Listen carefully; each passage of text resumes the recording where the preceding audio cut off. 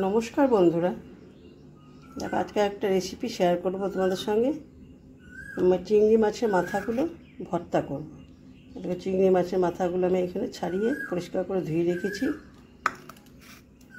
আর এর সঙ্গে আমার লাগছে পেঁয়াজ, রসুন আর লঙ্কা। এই দিয়ে হয়ে যাবে চিংড়ি মাছের ভর্তা। নমস্কার বন্ধুরা, আজকে তোমাদের সঙ্গে একটা রেসিপি শেয়ার করব, চিংড়ি মাছের ভর্তা। চিংড়ি মাছের মাথা দিয়ে ভর্তা করব। তো এখানে চিংড়ি মাছের মাথাগুলোকে আমি ছাড়িয়ে পরিষ্কার করে ধুয়ে নিয়েছি, দেখো।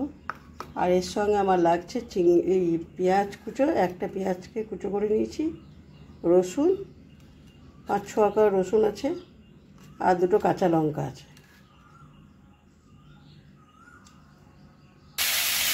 কড়াইয়ের মধ্যে চিংড়ি মাছের মাথাগুলোকে দিয়ে দিলাম, সরষের তেল দিয়ে ভাজছি। তো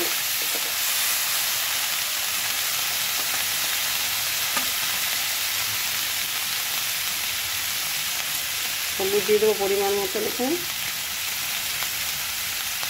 আর নুন দেবো।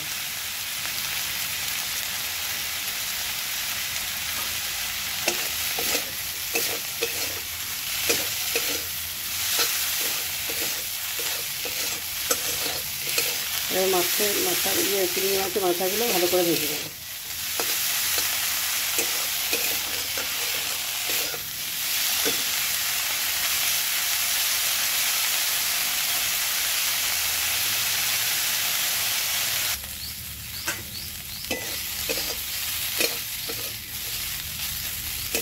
চিংড়ি মাছের মাথাগুলো দেখো ভাজা হয়ে গেছে, দেখো এক একটি করে আলাদা আলাদা হয়ে গেছে, সব ছেড়ে গেছে, ব্রাউন কালার চলে এসছে।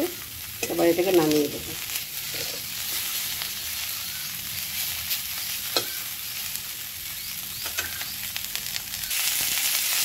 মাছের মাথাগুলোকে তুলে দিই।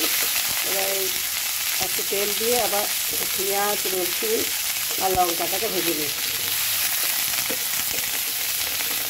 আর এই চিংড়ি মাছের ভর্তা যারা খাওনি একবার খেয়ে দেখবে, অসাধারণ টেস্ট।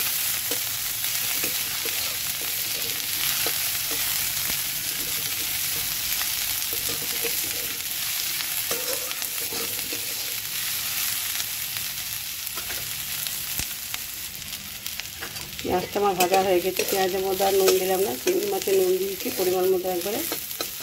পেঁয়াজটা দেখো ভাজা হয়ে গেছে, তুলে নেব।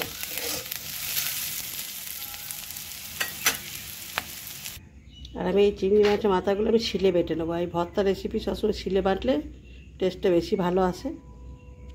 চলো আমি বেটে নিই। ভর্তার রেসিপি দেখো রেডি। আমি একটু তেল দিয়ে দেবো, সর্ষের তেল 1 চামচের মতো, কাঁচা সর্ষের তেল দিয়ে দিলাম। দেখো রেসিপি হয়ে গেল। কেমন হয়েছে কমেন্ট করে জানাবে।